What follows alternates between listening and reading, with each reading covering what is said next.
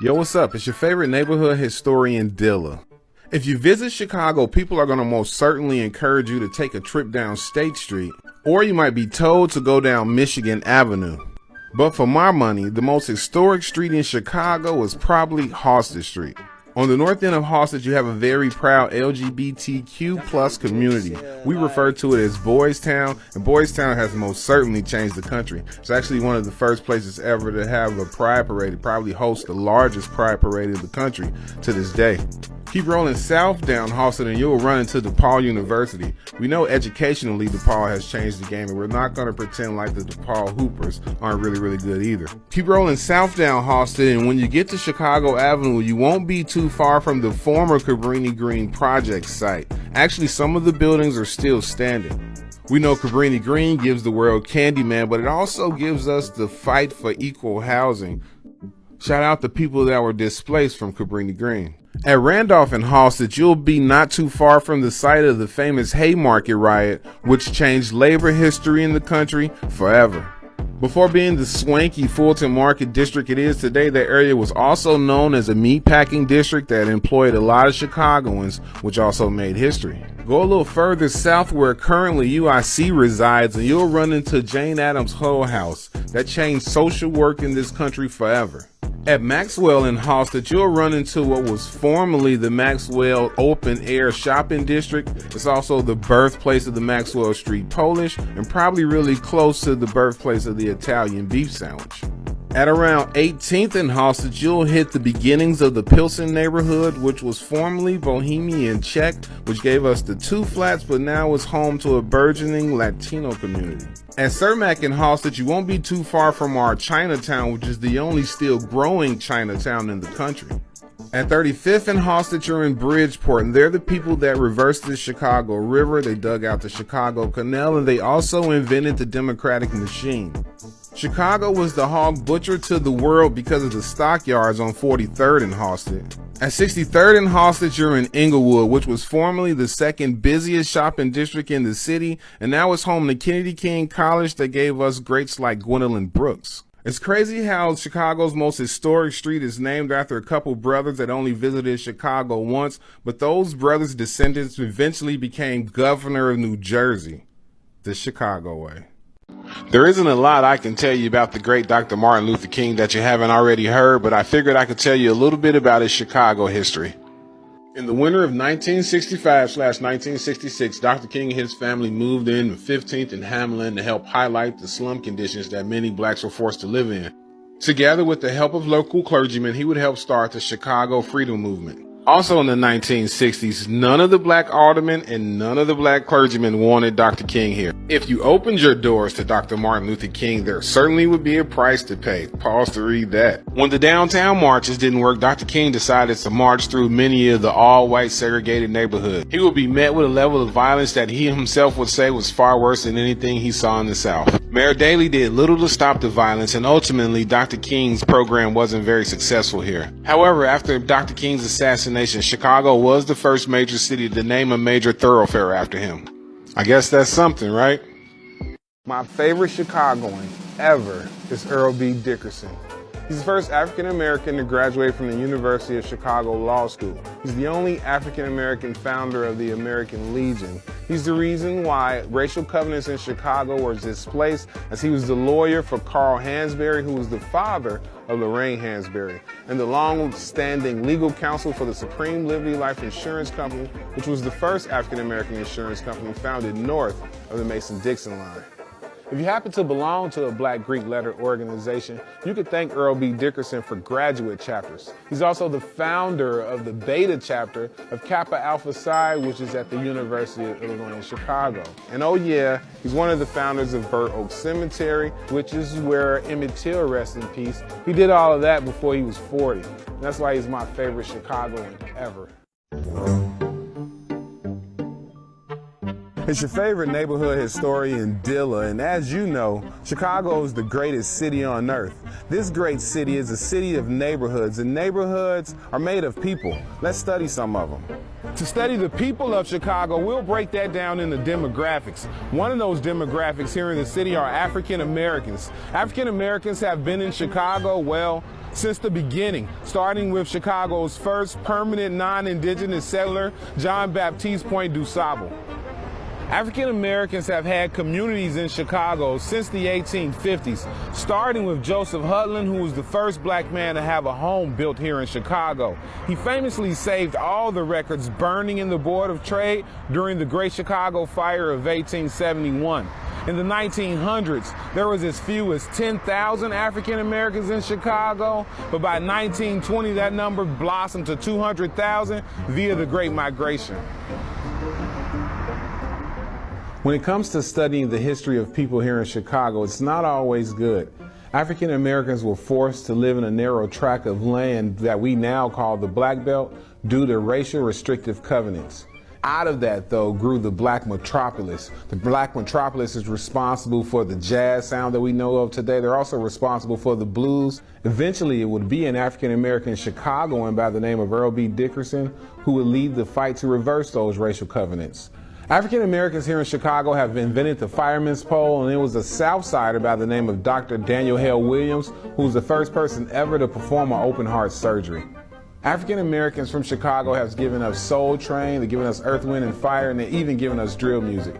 Just goes to show you that no matter what's going on, if you have that do something about it Chicago spirit, you're going to end up on top.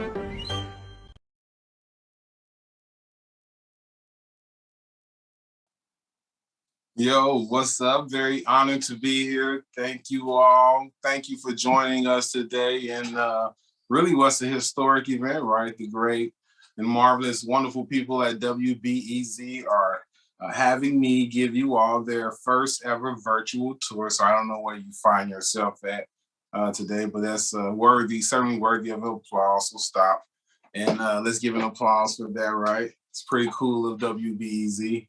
And then also the good folks there thought that today would be an awesome day to extend Black History Month, because as I always say, Black history is everybody's history. And we all know that all the awesome history that takes place in this country either comes through Chicago or it happens in Chicago. And so to that point, my name is Sherman Dilla Thomas, and I fancy myself a Chicago historian. I've been independently studying the history of this great city for about 20, 25 years. I'm a son of a Chicago police officer. He was a cop for 32 years. He had a few historic details, including Mayor Harold Washington's detail, but also Eugene Sawyer and U.S. Senator and now Ambassador Carol Moseley Braun. My mother was a nurse, and I'm educated in the public schools. Went to Eastern Illinois University, majored in English and African American Studies. Pledged a historically very important and awesome Black frat, Omega Psi Phi. Michael Jordan's one of my frat brothers, which I think is totally awesome, right? I'm a very proud husband and father of 7, but I'm also an area operator for ComEd, which is the light company here in the greatest city on earth, Chicago. But to that end, the reason why you're listening to me run my mouth today is that I proudly am the owner of Chicago Mahogany Tours. We're a Southside tour company, and we're really dedicated in highlighting some of the lesser known historical facts about Chicago, primarily on the South Side. For my money, most of the history is really, really awesome as it relates to not just Black history, but Chicago in general has taken place on the South Side. And to that point, you'll see that there's a lot of intersectionality there, right? So whether you're Black, white, brown, orange, green, whatever, you should be proud of some of the things that I'm going to show you today, as it makes us all look awesome. So if you don't mind, let's get started, right? We can go right ahead. And if you find yourself on the Chicago Mahogany Tour, we're going to start here at the DuSable Museum of African American History. Now, I have you jump on the coach bus in the back, and shameless plug, if you decide you want to take a Chicago Mahogany Tour, you can do so at chicagomahogany.com, or you can send me a message on one of my social media outlets at Six Figure Dilla. But back to the DuSable Museum of African American History. It's one of the oldest museums in the country dedicated to the preservation and dissemination of African American history here. It's named after the city's founder. It's its first permanent non-indigenous settler, John Baptiste Point DuSable, who's certainly worthy of that name. It's his trading post that is so thriving that it grows in such ways that we plant Fort Dearborn, basically where his land was. But I like to start here at the DuSable Museum because it's a perfect example of when Chicago's working right. The front building was formerly the South Park Administration Building, and it was designed by Daniel Burnham. You had the same Daniel Burnham of the Columbian World's Exposition. The DuSable expansion, the Harold Washington wing, was designed by a really cool Chicagoan by the name of Wendell Campbell. He was the uncle of Bill Campbell, who we all would remember from the Chicago, sadly passed away last year. But in this museum, it was founded by the great Margaret Burroughs, which we will talk about a little bit later, and it's dedicated to highlighting the awesomeness that Blacks have not only contributed to Chicago, but the entirety of the diaspora. And speaking of Dr. Margaret Burroughs, let's maybe move on and talk a little bit about her house. So if you find yourself in the Grand Boulevard neighborhood, or now we call it Bronzeville, you're gonna see a lot of beautiful mansions like this. This particular one is on 38th and Michigan. It's on the southwest side of the street, if you will, on 38th and Michigan. It was constructed for a Jewish grain merchant. So all up and down what we call King Drive now was formerly South Park Boulevard, but then before that was Grand Boulevard. And it had a lot of mansions. Those mansions were constructed for the early German Jewish settlers and residents and immigrants here in Chicago. And they were like the Kimball horse factory, that's a horse carriage factory that's on 47th in Michigan. They were very prominent and generous Chicagoans. People like Michael Reese, right? That's why the hospital bears that name. He was a part of that very thriving and generous community, but also a gentleman by the name of Julius Rosenwald, who owe a lot of who Black Chicago in particular, and just African Americans all across the country, they owe a bit of debt to, because as someone of Jewish descent, Julius Rosenwald recognized and came from a lineage of oppression, right? Just the same way the African Americans have in their history. But because of his proximity to, say, whiteness, he was able to kind of scale above. And Julius Rosenwald is the total reason why we even know what Sears Roebuck and Company is. He was the president and chairman for a very long time. He also saved and gave us the Museum of Science and Industry. But it's people like him who lived in these type of mansions. We famously talk about our fire in 1871, but we never really talk about the fire, which is the reason why we have all these big brick structures. It's the fire of 1874. In that fire, the insurance agency for like the country, right, the government body, again, I'm a historian, I don't sell insurance, I don't know what that dude's title is, right? But the government body that kind of looks over insurance policies across the country canceled all the insurance policies in Chicago, because after that second fire, they were like, hey, I thought you guys were gonna start building with brick and you're still building with wood. That kind of sucks. And, you know, we're not gonna pay out any of those claims. The people who were subject to kind of the destruction of that fire, and please excuse me, I need water because talking will let your mouth dry.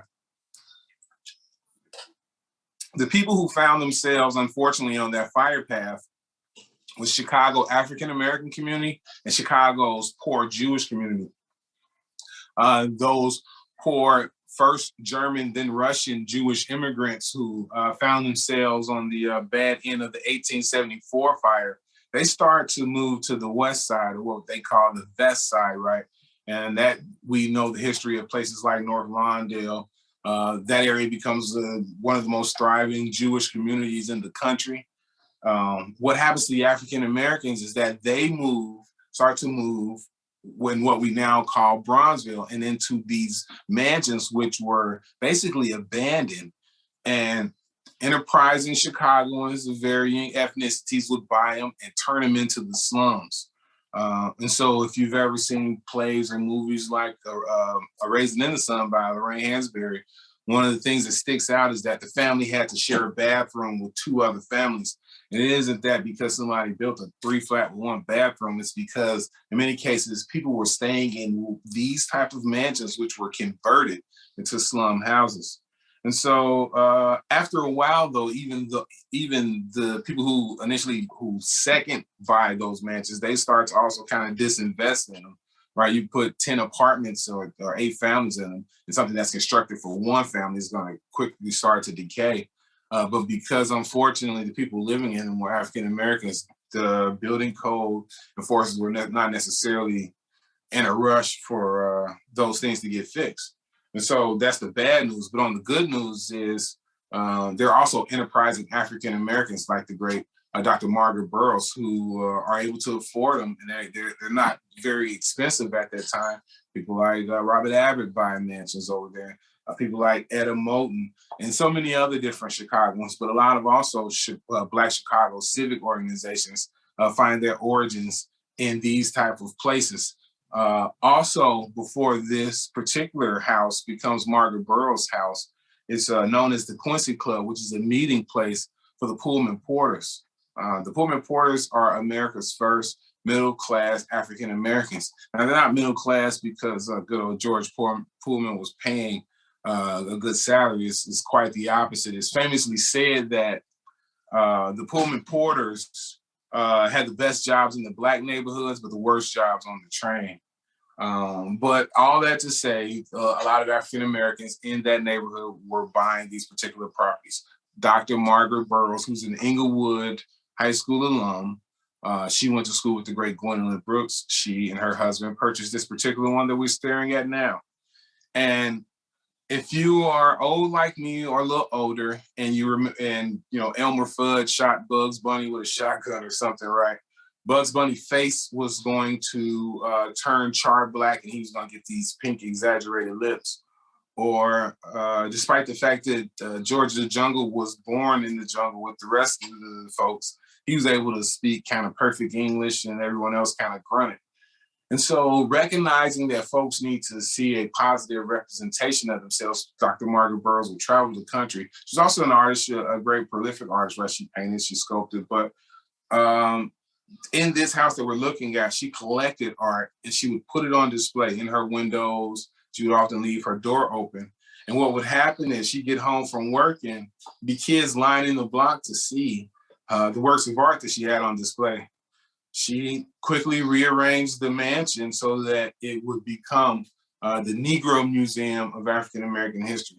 It got so successful that the Chicago Park District gave her a lease on the previous picture that we were just looking at, which is now the DuSable Museum of African American History. So again, that's just a great example of Chicago intersectionality and preservation, right?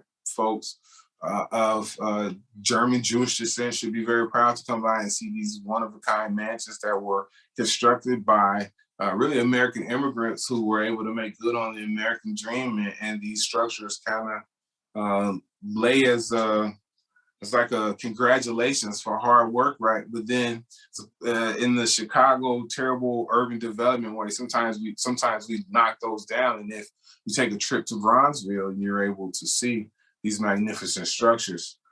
Sticking with the trend of Dr. Margaret Burroughs, let's go to the Southside Community Arts Center, which is also founded by the great Dr. Margaret Burroughs.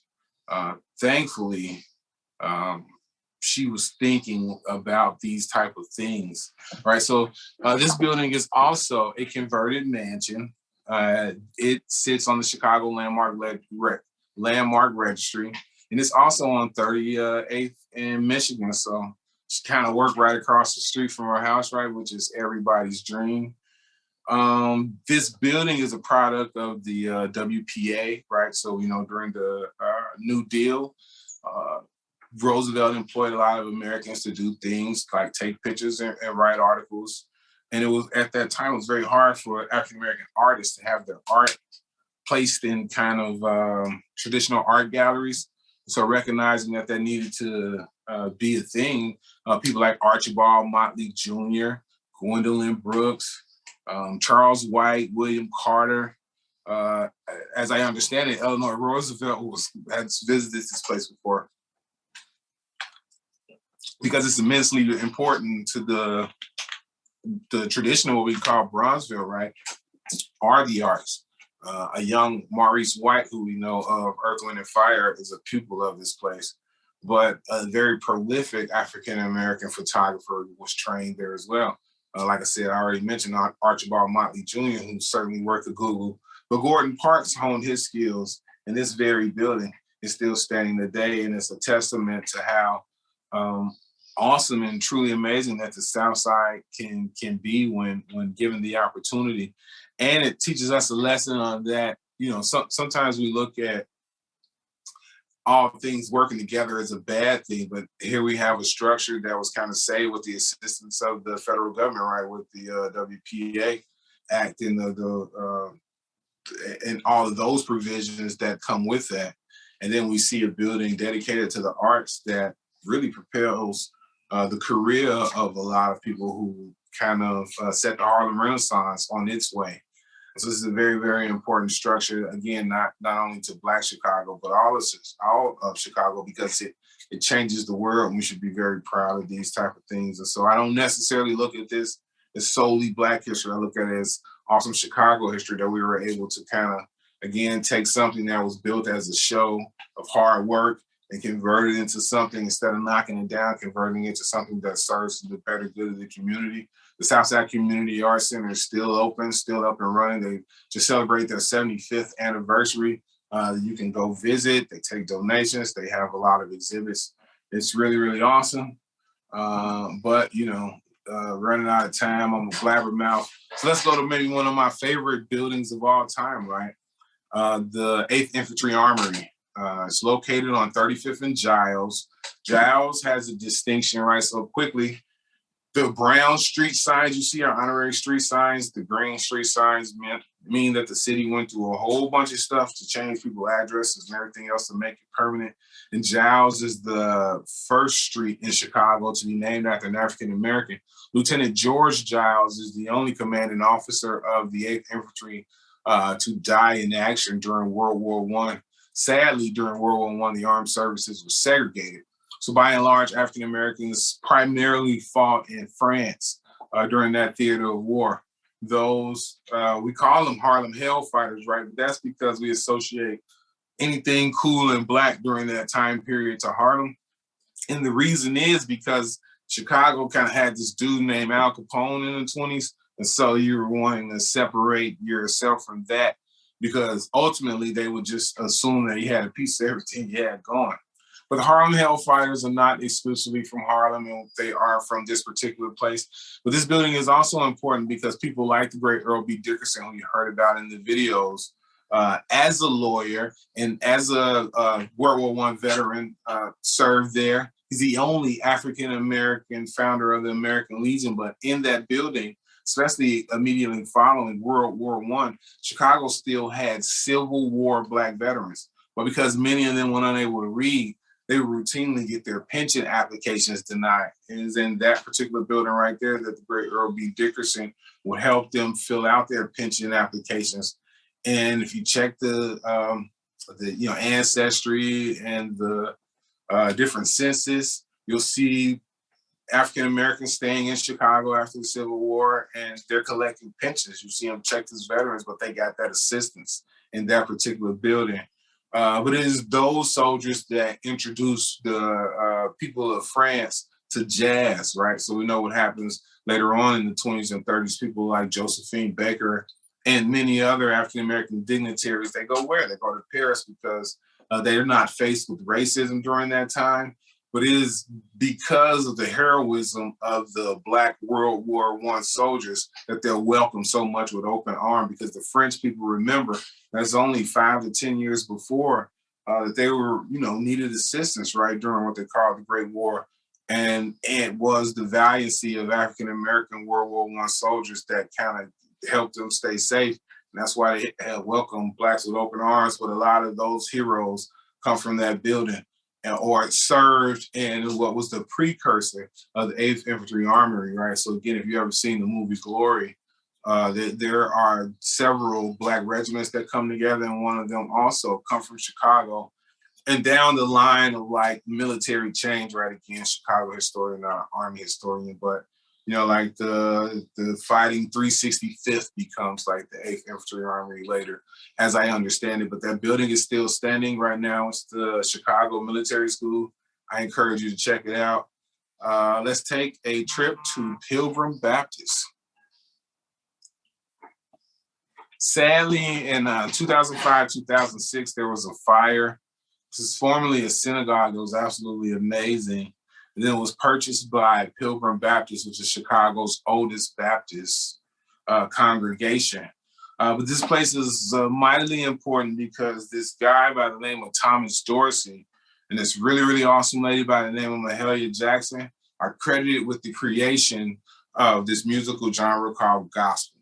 It is in that particular church that occurred. It's a longtime musical leader there.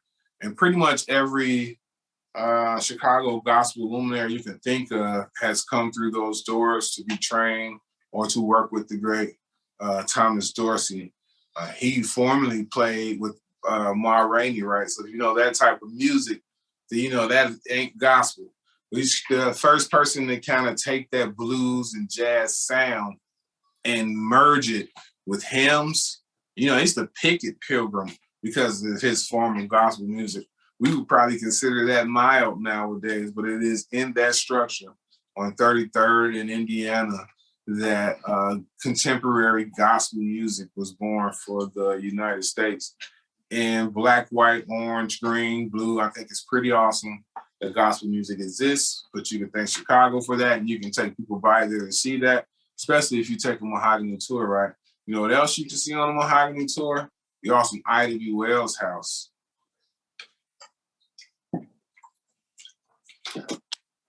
Yes, the Ida B. Wells Barnett lived in Chicago. She was married to Ferdinand Barnett. He's the second African-American to pass the bar here. And again, a very important, just Chicago family, right? Ida B. Wells as a pioneering data journalist. You go on the FBI's website right now and you start looking up lynching information, any of it that's in the 1880s, 1890s, early 1900s is for surely Ida B. Wells' work. Not to mention she was the editor for Chicago's earliest Black newspaper, also worked for the Chicago Defender for a very long time. Sat on all kind of councils, was super cool, and held Jane Hull accountable. Just a really, really feisty and important Chicagoan. Behind me, I got my Ida B. Wells Barbie. I encourage you to do the same. She's very worthy, but that house is still standing. And again, just an example of preservation and kind of intersectionality, right? People taking over mansions and houses that were not necessarily constructed for them. And for a period of time, they might have even been restricted from living in, especially with Chicago's history of restrictive racial covenants. But we also know that Ida B. Wells is a fiery person for justice. Almost 100 years before, you know, maybe like 60 years, right? Gotta get better at my math. 60 years before Rosa Parks was famously arrested for refusing to give her seat up. Ida B. Wells refused to give up her seat on a segregated train. She took that case to the Supreme Court and won Tennessee State Supreme Court. But because of the way she wrote about lynching, she was also kind of ran out of there.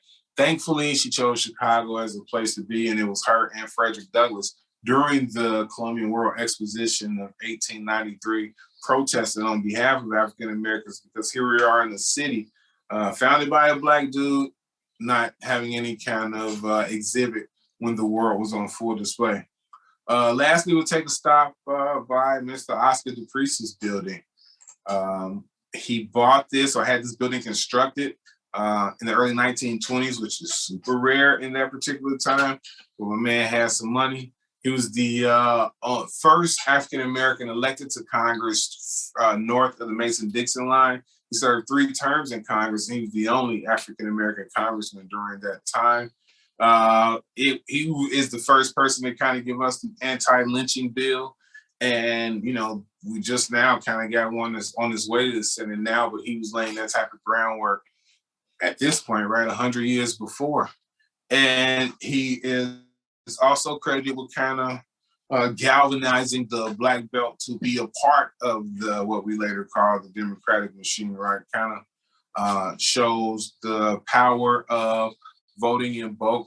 That building is on 45th and what we call King Drive now. You can certainly take people by. There are some houses and buildings and structures in Bronzeville that have these historic markers in front of them so you can readily identify them. Again, I'm the type of person that thinks awesome Black history is awesome Chicago history. We're rolling into March, right? And again, if you take a Chicago Mahogany tour, we're going through Bridgeport in the Stockyard because that history also is very important to Chicago. We're going to be out in Roseland talking about the hill. Chicago. I talk about the greatness of Pullman, and even in this restriction of allowing Blacks to live there, we still get to thank the people who lived in Pullman for the train strike that give us Labor Day, right? So Chicago is just full of so much history. I'm a blabbermouth. I'll talk all day, but I'll stop to see if I can kind of get a hold of some questions in the chat. And again, I want to also thank you guys for your time. Let me see what I got in the chat for questions. Let's see. Which grammar school and high school did I attend? So I went to John W. Cook School. It's on 81st and Bishop. I went to Calumet High School, which is one of triplets, right? So if you go to Finger, Calumet, or Theodore Roosevelt, I drop you in the hallway. You're not going to know where you are because they're built at the same time, designed by the same architect. Because of a crappy thing called zero tolerance, I was kicked out of Calumet. Long story, I don't want to, make my kids be able to regurgitate it, right? Ended up going to an alternative high school in Middle College. It was a really awesome place. Let's see, more questions. Let's see. What areas burned in the Chicago fire? It's a great question, right? So the Chicago Fire Academy is presently at the spot where the Great Chicago Fire is, quote unquote, supposedly started. As a historian, I can't in good conscience have you thinking that lady's cow started the fire. Probably not. She had some cows for sure, right? But Miss O'Leary's cow didn't do it. Miss O'Leary lived on a double lot. Her and her family stayed in the back lot. On the front lot, on about DeCoven Street, right? So that's the east-west street. And what street is that? Jefferson, right? That's over on the street where Manny's Deli is. On the front lot, she had some Irish immigrants arrived in Chicago. They were celebrating for whatever reason, right? Somebody's birthday, dude had a job. I don't know. They got drunk, cigarette went out. It is true, though, that a dude had a peg leg and he was trying to get to the fire bell and to try to warn people. His peg leg fell off and that kind of I'm not laughing at his peg leg, but fire burned. Anyway, it jumped the Chicago River right there at about DeCoven and Taylor because we built everything of wood then. And so the boats were made of wood, the sidewalk was made of wood. Also, we didn't have an EPA. So right there where the Chicago River runs south, north and south, that's where we dumped all of our goods and waste and other things, right? But oil and water don't mix. So what happens? Oil separates and where to sit at the top of the water. So fire jumped across that. And then it burned north all the way up to Lincoln Park. So that's the fire burning path. What else we got in the chat? Did you like history in high school? I did. Let's see. All right. Then I got other questions that we got a little earlier. Give me a second to read one. Boom, boom, boom.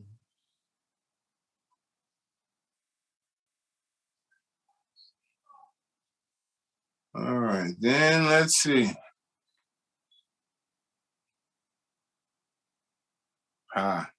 What's your favorite thing about Chicago?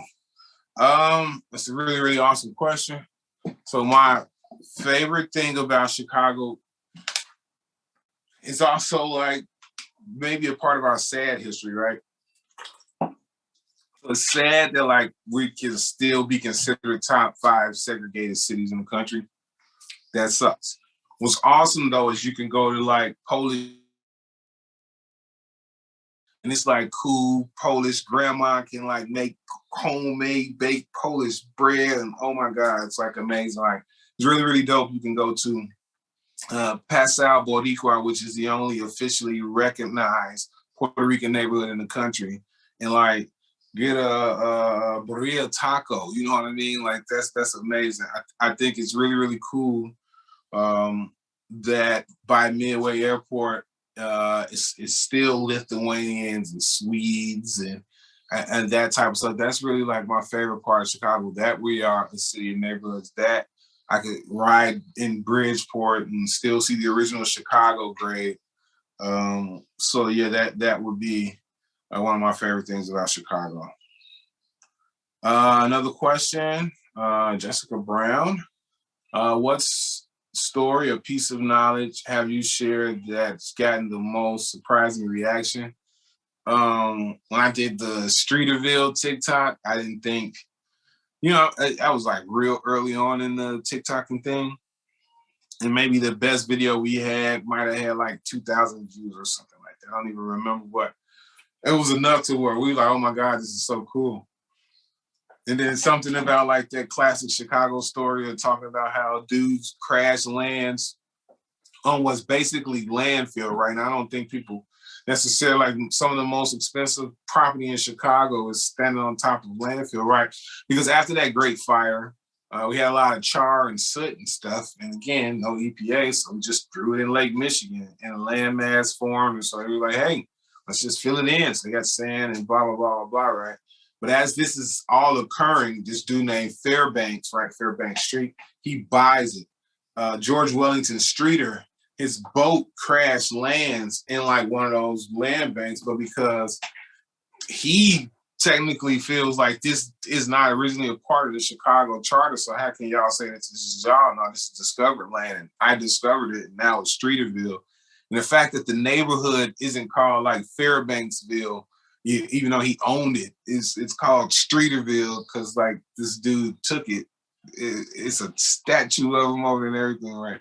I didn't think that would be the thing that gets 100,000 views, and sure enough, because Chicago is hilarious like that, that's the video that gets 100,000 views. Let's see. What were entry point neighborhoods and patterns of change in neighborhoods? What motivated Black Chicagoans to move or not? So, like I said, the second fire, 1874, kind of sends us into Bronzeville. And then racial covenants keeps us there. And so they're kind of like locked in this land tract where like the Woodlawn racial covenant keeps them from crossing Cottage Grove for a very long time.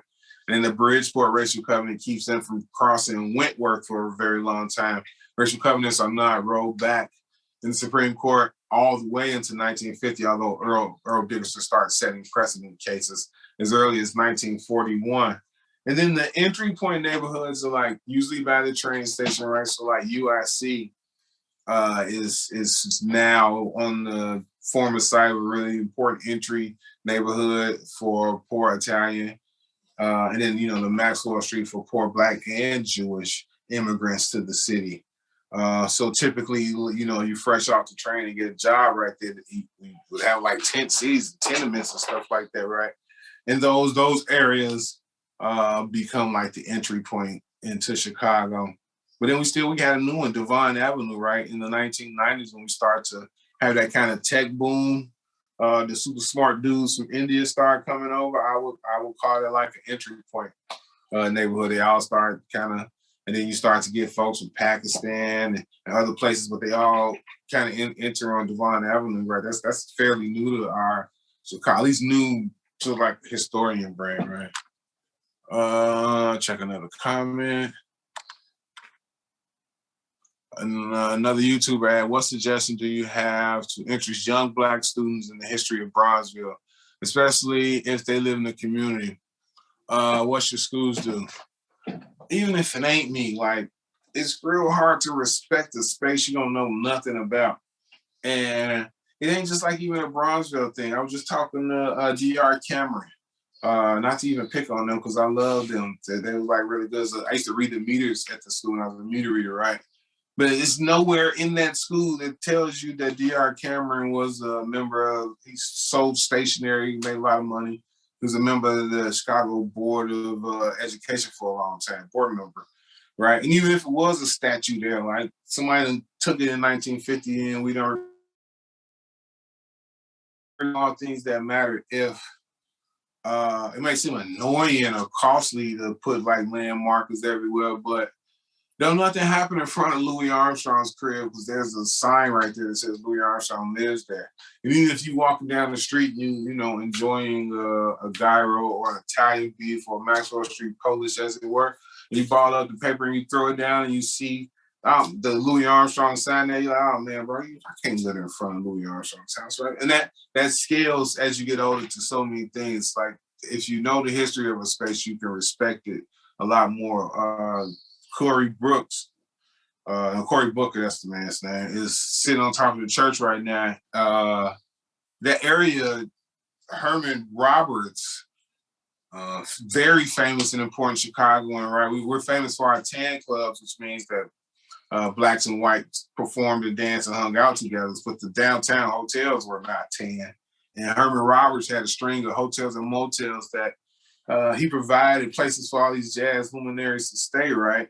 And if people knew that the Route 66 skating rink was formerly that, and every historic, I mean, like him and Sammy Davis Jr. was like super good friends, him and Miles Davis, like anyone you can name performed there.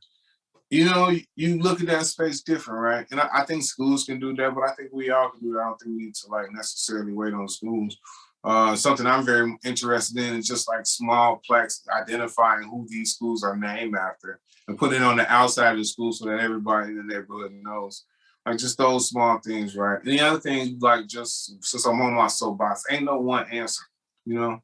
Like once we stop thinking that way and just kind of use history as a way of just highlighting and connecting us and in studying that history, we're going to learn several ways to resolve problems, right? Because as a historian, I can tell you that the stuff that did work wasn't just one way. It was multifaceted attack over a long period of time. More questions. How do we find about your history? How do we find out about your history tours? ChicagoMahogany.com.